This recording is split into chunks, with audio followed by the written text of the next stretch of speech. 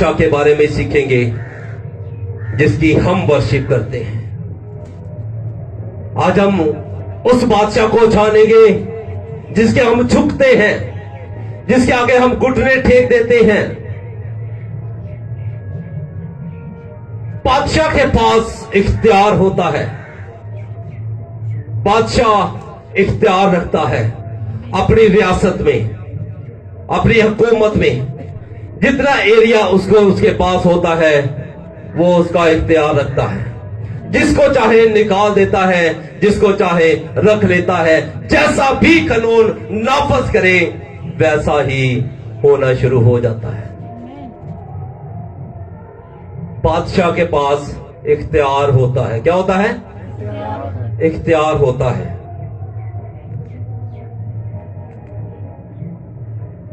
दुनियावी तौर पे अगर हम देखें तो बादशाह के पास एक रियासत होती है। कितनी? एक रियासत होती है। जैसे हमारा पाकिस्तान का वज़ीर आज़म इमरान खान साहब, इनके पास पूरे पंजाब का होल्ड है, पाकिस्तान का। ये यहां का बादशाह है। लेकिन ये सिर्फ और सिर्फ पाकिस्तान में ही अपने हुक्म को चला सकता है, कानून नाफज कर सकता है। अमेरिका में वजीर आजम और है, इंग्लैंड में, डिफरेंट चीजों, डिफरेंट जगहों पे, डिफरेंट कंट्रीज में, हर एक कंट्री में जो है वो एक एक बादशाह मुकर्रर किया गया है। लेकिन हम देखेंगे कि हम कौन से बादशाह के आगे झुकते हैं। इमरान खान अगर कह देना कि मैं 5,000 रुपया दे रहा हूं, भजे जाओगे सर, लाइन च नहीं लगना पेगा। जिमें तुम आओगे तुहानू फौरन मिलता जाएगा। लेकिन हमारा आसमानी बाप जो बादशाहों का बादशाह है, जिसके पास एक रियासत नहीं, 10 नहीं, पूरी दुनिया की नहीं, बल्कि जमीन और आसमान का इख्तियार उसके पास है। Hallelujah, hallelujah, hallelujah. तालियां दी आवाज नहीं आती। ये हमारी वर्शिप है। ये हमारी वर्शिप है। कैसी वर्शिप है हमारी? हम कैसी वर्शिप करते हैं? हम खुदा के जलाल के लिए अपने हाथों को इस्तेमाल नहीं कर सकते। क्या ऐसी वर्शिप खुदा चाहता है? ऐसी चाहता है? सोची पै जाना क्या ऐसी वर्शिप चाहता है?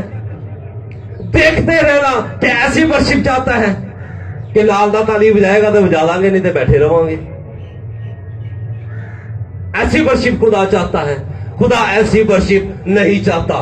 खुदा ऐसे प्रस्ताव नहीं चाहता, बल्कि खुदा ऐसे प्रस्तावों को ढूंढता है जो रूह और सच्चाई से उसकी वर्शिप करे। Hallelujah, hallelujah.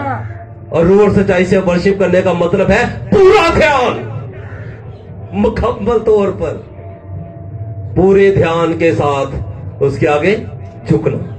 आइए हम खुदा के पाक कलाम में से पढ़ेंगे पहली तवारीख उसका 16वां बाब और उसकी 29वीं आयत। तो मेरा ये बताने का मकसद था कि हम वर्शिप को जाने कि वर्शिप है क्या चीज। आखिर हम खुदा की वर्शिप क्यों करते हैं? हमें खुदा ने क्यों ये कहा है कि खुदा ने अपने बंदा दाऊद से कहा कि मेरी मर्जी के मुताबिक मुझे मिल गया। वो प्रस्ताव था, प्रस्ताव था, क्या था? बादशाह था। लेकिन उससे पहले वो क्या था? प्रस्ताव था।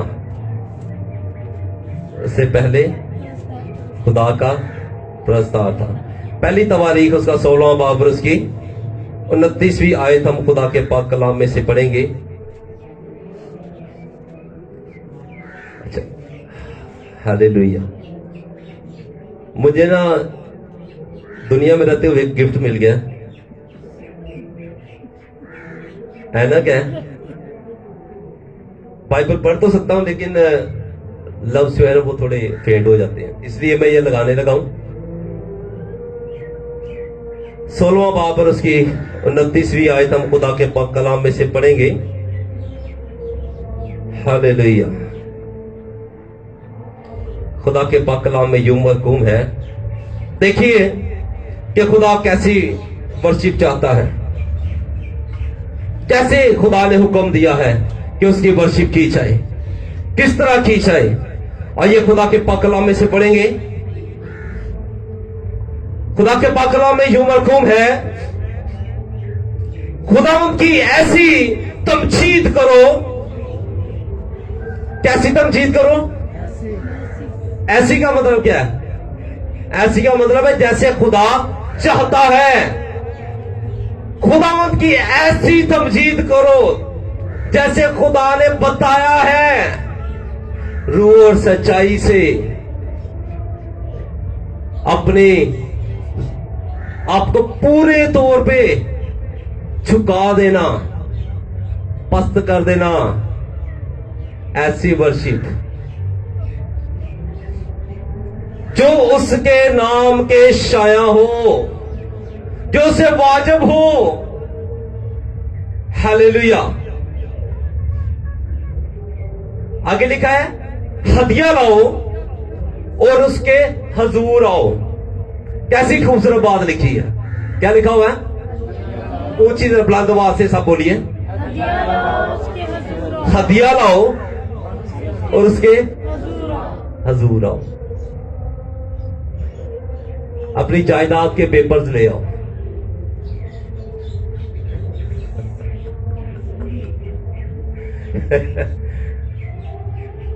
अपने घर की सारी जायदाद चर्च नूं दे दो। No no. हदिया लाओ और आगे क्या लिखा है? उसके हजूर आओ। अपनी जिंदगी को, अपनी रूह को, अपने बदन को उसके हजूर ले आओ। और खुदावंद यही चाहता है और कुछ नहीं चाहता। खुदावंद चाहता है कि तू रूह और सच्चाई से मेरी इबादत कर, तो मैं तुझे बरकत दूंगा। हदिया लाओ, अपनी जिंदगियों का हदिया खुदावंद के हजूर पेश कर दो। अपनी जिंदगियां खुदावंद के हजूर ले आओ। अपने बच्चों को खुदावंद के हजूर ले आओ। खानदानों को खुदावंद के हजूर ले आओ। हदिया लाओ और उसके हजूर आओ। अपनी जिंदगियां खुदा को दे और उसके हजूर आकर झुक जाए।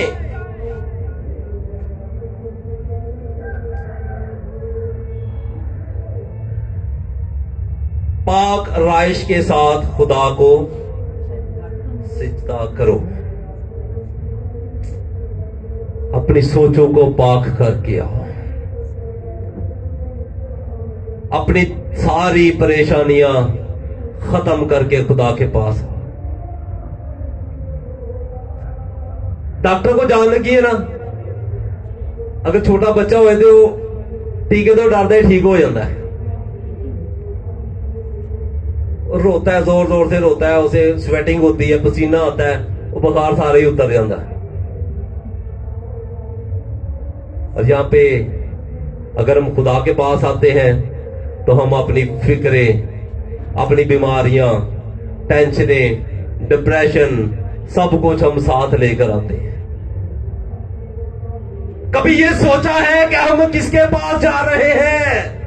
कभी ये आपने जाना है कि हम किसकी वर्शिप करते हैं? हम अपनी परेशानियां वहां पर नहीं रख सकते, क्योंकि हमारी परेशानियां तो खुदा के बेटे यीशु ने आप पर ले ली है। उसने कहा है कि अपनी फिक्रें मुझ पर डाल दो, मुझे तुम्हारी फिक्र है। तो फिर ऐसी अपनी परेशानियां क्यों ना लेके फिरने हैं? आज आटा नहीं गा, सारा दिन परेशान होते, कदी इधर जाने, कदी इधर जाने, कदी उधर जाने। दुआ नहीं करनी, इबादत नहीं करनी। बिल देना, ओनू पुछ, ओनू पुछ, ओनू पुछ, ओनू पुछ, किनू किनू पुछ, सब नू पुछ। दुआ नहीं करनी, इबादत नहीं करनी। बीमार हो जाते हैं, मस्जिद लेटे रहने हैं, खुदावंद मैनू शिफा दे, बस। क्या हमने रूह और सच्चाई से कभी खुदा से मांगा है? किस तरह मांगते हैं? कैसे मांगना चाहिए? कैसे मांगना चाहिए? और हम उस खुदा की इबादत करते हैं जो हमारे मांगने से पहले जानता है कि हम किन किन चीजों के मोहताज हैं, हमें कौन सी जरूरत है, हम क्या चाहते हैं, खुदा जानता है। क्यों? फिर भी हम खुदा के आगे झुकते नहीं हैं, हम खुदा की इबादत नहीं करते, बीमारियों में पड़े रहते हैं, पैसों के इंतजाम में पड़े रहते हैं और दीगर इंतजामात को देखते हुए हम परेशान रहते हैं कि हम ये कैसे हल करेंगे।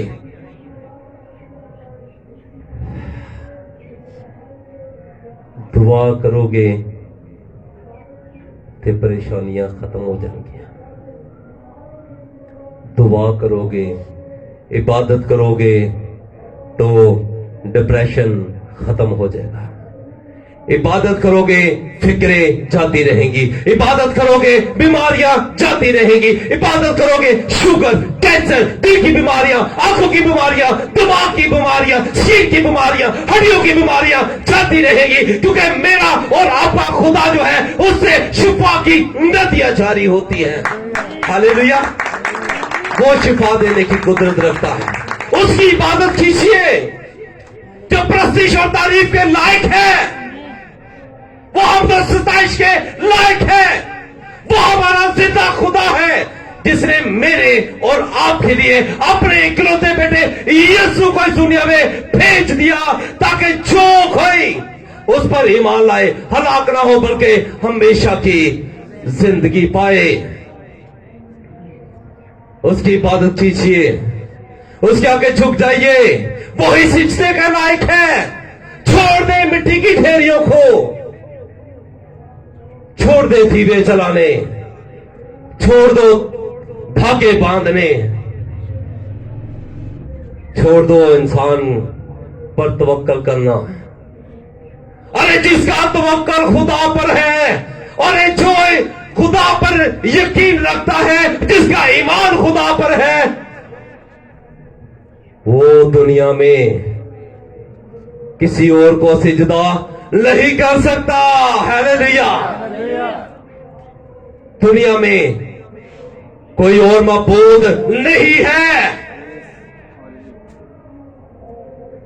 जमीन और आसमान पर एक ही खुदा है,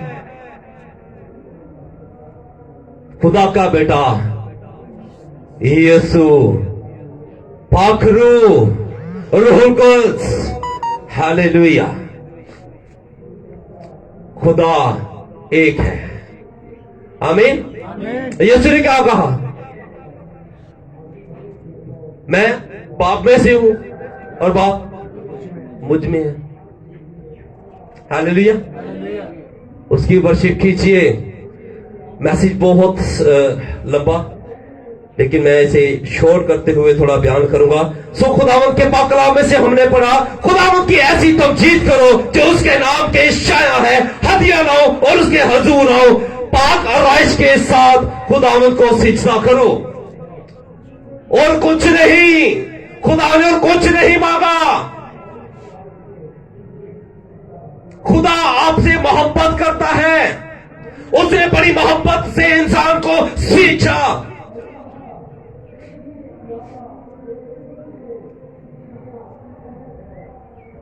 और फिर उसके नथनों में जिंदगी का दाम फूंका। किसका दाम फूंका? जिंदगी का दाम फूंका। अरे जिंदगी जिसने दी है वो जिंदगी को संभालने की भी कुदरत रखता है। अरे जिसने आपको इस दुनिया में भेजा है, खुदा आपकी हिफाजत करने का भी इख्तियार रखता है। वो भला है और उसकी शफकत अबदी है। हालेलुया। कौन कौन समझ रहा है कि वर्शिप होती क्या है? Hallelujah, praise the Lord. कौन कौन समझता है कि वर्शिप क्या है? किसको किसको समझ लाती है? हालेलुया। हाथ चुके करो, शर्माते रहने जी। हालेलुया। शर्माओगे तो फिर नहीं पाओगे। अगर पाना है तो फिर नहीं शर्माना। हालेलुया। सो हदिया लाओ। हदिया किस सूरत में हम ला सकते हैं? आपने देखा है कि कभी कुर्बानी दी जाती है। पुराने अहदनामे में अगर देखें तो जब खुदा के आगे शुक्रगुजारी को पेश करते तो कुर्बानी करते थे।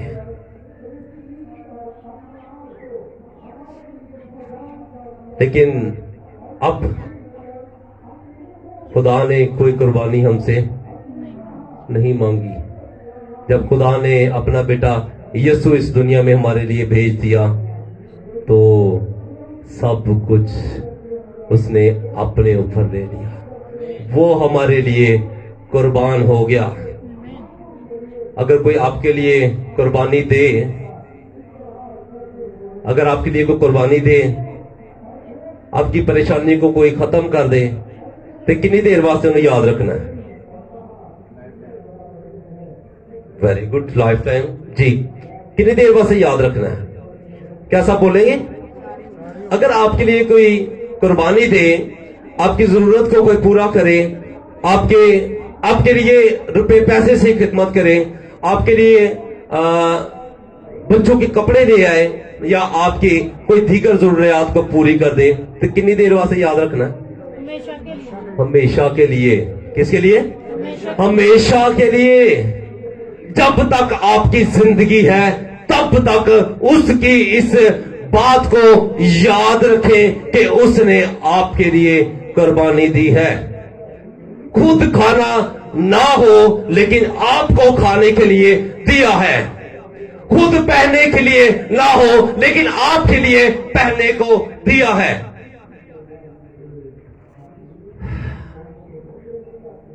और जिसने कुर्बानी दी है, जो कुर्बान आपके लिए कुर्बानी देता है, बेचा के थोड़ी जी गड़बड़ेशन हो जाए, ऐसी कुर्बानी भूल जाते हैं। फिर असं कहने है ही इंजदा ऐ भूल जाने। और जो मैं भुखा सा इन्हें मैंने रोटी दी सी, मेरे पास कपड़े नहीं थे, इसने मुझे पहनने के लिए लिबास दिया था। ऐ भूल जाने। जो कोई गल हो कहने है ही इंजदा है। इन मैं बड़ी बारी वेख्या है, नहीं वेख्या कि इनकी वजह तो अज असी इथों दी बजाय किथे आ उत्ते आए हैं। आपको किसी ने जॉब पे लगवाया सिस्टर या खुद लगे हैं? नहीं, आपको? हाँ जी, खुद ढूंढी है। जी जी जी जी, कॉल आती है।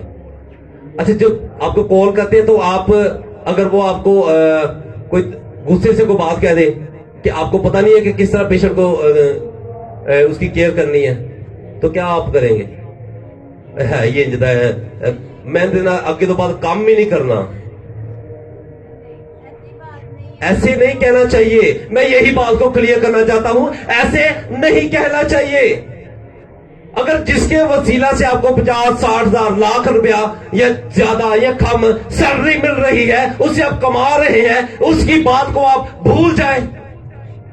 अगर वो आपसे कुछ सख्ती के साथ बोल दे तो आप कहें मैं अगे तो पा देंदा, काम नहीं करना, नहीं करोगे तो ओदा की जाएगा। अरे जो आपकी मदद करता है, अगर उसकी बात को आप नहीं मानेंगे या उसके खिलाफ हो जाएंगे, उसका कुछ नहीं जाएगा बल्कि आपका सब कुछ चला जाएगा। आपका सब कुछ चला जाएगा। मैंने अपनी जिंदगी में यह सीखा है कि जिसने मेरी मदद की है, जिसने मुझे संभाला है, जिसने मुझे पाला है, जिसने मुझे खिलाया है, जिसने मुझे पिलाया है, मैं उसे जिंदगी में नहीं भूल सकता। मैं अपने भाइयों को नहीं भूल सकता, मैं अपनी बहनों को नहीं भूल सकता, मैं अपने रिश्तेदारों को नहीं भूल सकता, अपनी मां को भूल नहीं सकता, अपने बाप को भूल नहीं सकता। अरे जो आपकी जिंदगी में आपका मददगार है, अरे जो आपको आपकी हिफाजत करता है, जो आपकी रहनुमाई करता है, आपकी भूख का ख्याल रखता है, आपकी प्यास का ख्याल रखता है, आपके लिबास का ख्याल रखता है, आपके खाने का पीने का ख्याल रखता है, तो हम उसे कैसे भूल जाए? हम उसकी तारीफ क्यों ना करें? हम उसे क्यों ना याद करें?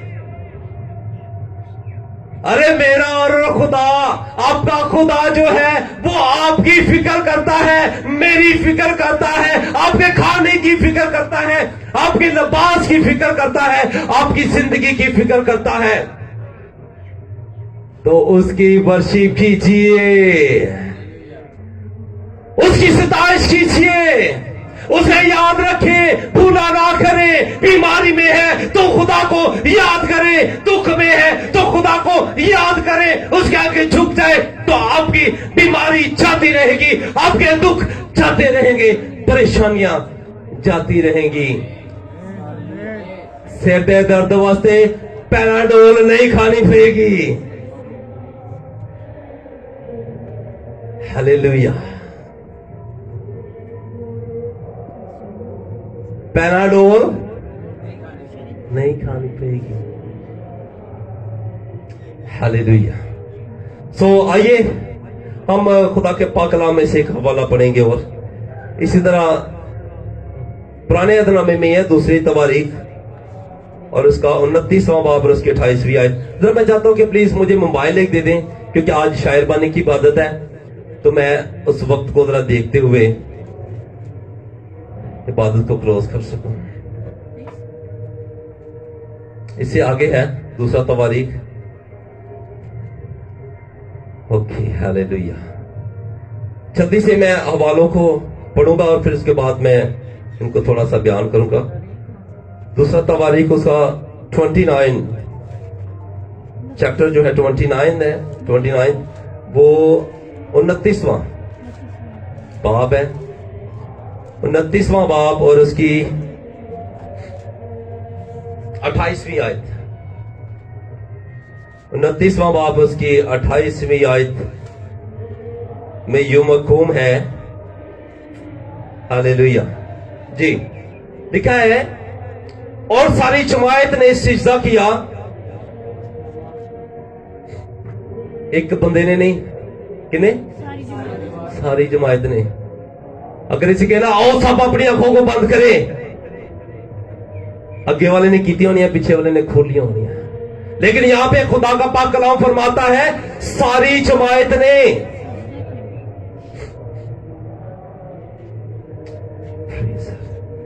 देखा, और सारी जमायत ने सिजदा किया और गाने वाले गाने और नरसिंगे वाले नरसिंगे फूंकने लगे। जो जो वर्शिप के लिए कर सकता था, जो जो वो कर सकता था, लिखा है कि गाने वालों ने गाने और नरसिंगे फूंकने वालों ने नरसिंगे फूंके।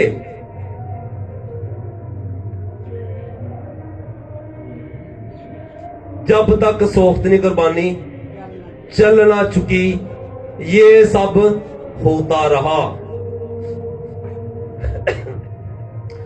चर्च खत्म नहीं होया, लेकिन ਅਸੀਂ ਅੱਧੇ ਚਰਚ ਦੇ ਵਿੱਚ ਹੀ ਬਸ ਆਪਣੇ ਆਪ ਨੂੰ ਛੱਡ ਦਿੰਨੇ ਆ। लिखा है कि जब तक पूरी कुर्बानी जल ना चुकी तब तक वो खुदा के आगे झुके रहे। गीत गाने वालों ने गीत गाए, नरसिंगे फूंकने वालों ने नरसिंगे फूंके, और तब तक करते रहे जब तक कुर्बानी चल नहीं गई। ज़बूर 95 उसकी छठी आयत, ज़बूर 95 उसकी छठी आयत, हम 6वीं आयत खुदा के पाक कलाम में से पढ़ेंगे। हालेलुया। खुदा के पाक कलाम में यूं मरकूम है, यहां पर भी देखिए लिखा है, आओ हम झुके और सिजदा करें और अपने खाने खुदावंद के हजूर घुटने टेके, क्योंकि वो हमारा खुदा है। हालेलुया। आओ हम, किस तरफ में क्या लिखा है? मैं लिखा या हम लिखा है? हम। आओ हम झुके और सिजदा करें और अपने खालके खुदावंद के हजूर घुटने टेके। मैं नहीं लिखा कि मैं खुदावंद के आगे झुक जाऊं, लिखा है कि आओ हम सब उसके आगे झुक जाएं। अरे खुदा का बंदा दाऊद जो है वो बता रहा है कि हम सबको झुकना चाहिए, अपने खालिक हकीकी के सामने झुक जाए। ज़बूर 100 और उसका दूसरी आयत हम पढ़ेंगे।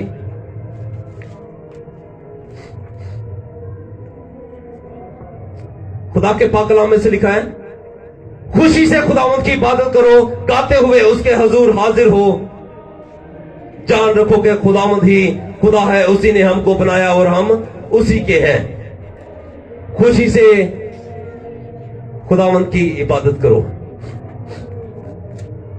सॉरी, खुदा ये चाहता है कि हम खुशी से खुदावंद की इबादत करें।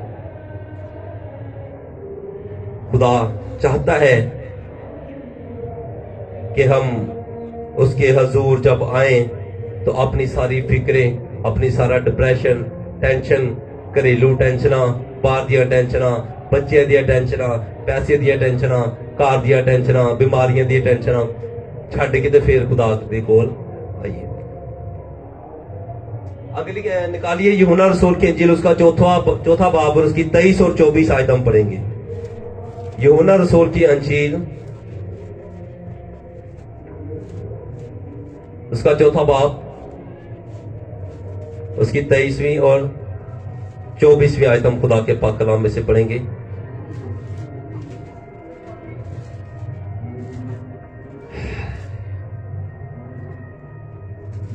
खुदा के पाक कलाम में यूं मरकूम है। हालेलुया। 23 और 24 यूहन्ना रसूल की इंजील, चौथा बाब उसकी 23 और 24वीं आयत हम खुदा के पाक कलाम में से पढ़ेंगे। मेरे बहन और भाइयों, वक्त नजदीक है, वो वक्त आता है, आने वाला है। किसी को कुछ खबर नहीं है, किसी को कुछ पता नहीं है। लिखा है, मगर वो वक्त आता है, बल्कि अब ही है, हालेलुया, कि सच्चे परस्तार बाप की प्रस्तिश रूह और सच्चाई से करेंगे, क्योंकि बाप अपने लिए ऐसे ही परस्तार ढूंढता है। आगे 24वीं आयत, खुदा रूह है और जरूर है उसके परस्तार रूह और सच्चाई से प्रस्तिश करें। पहली बात तो खुदा ढूंढता है, खुदा को ढूंढने की जरूरत है। खुदा ढूंढता है, वर्शिप करने के लिए खुदा परस्तारों को ढूंढ रहा है। दुनिया में उसके कलाम की मुरादी करने के लिए खुदा ऐसे परस्तार ढूंढ रहा है। खुदा वर्शिपर सुन रहा है। और आगे एक बात लिखी है 24वीं आयत में, खुदा रूह है और जरूर है उसके प्रस्तार और सच्चाई से उसकी इबादत करें। खुदा रूह है और जरूर है। आज हम ये जान चुके हैं कि खुदा रूह है और ये हकीकत है, ये सच है। इसे मानना चाहिए, हमारा यकीन होना चाहिए, हमारा तवक्कुल होना चाहिए, हमारा ईमान होना चाहिए कि खुदा रूह है और जरूर है। उसकी वर्शिप कीजिए और उसी के नाम को जला दीजिए। हमें आज जरूरत है वर्शिप करने की। मिट्टी के आगे नहीं झुकना, हाथों के बुतों के आगे नहीं झुकना, धागे बांध के नहीं सोना, छुरियां रख के नहीं सोना, चमचे रख के नहीं सोना।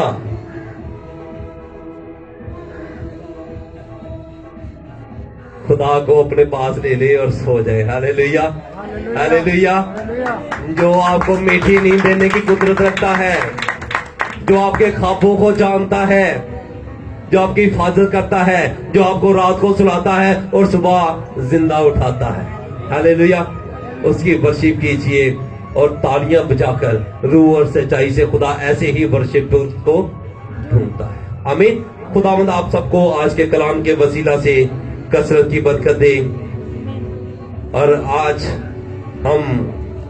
आज से अपने आप को हम खुदा की वर्शिप के लिए, ट्रू वर्शिप के लिए, सच्ची और रूह और सच्चाई से उसकी वर्शिप के लिए अपने आप को तैयार कीजिए। आमीन।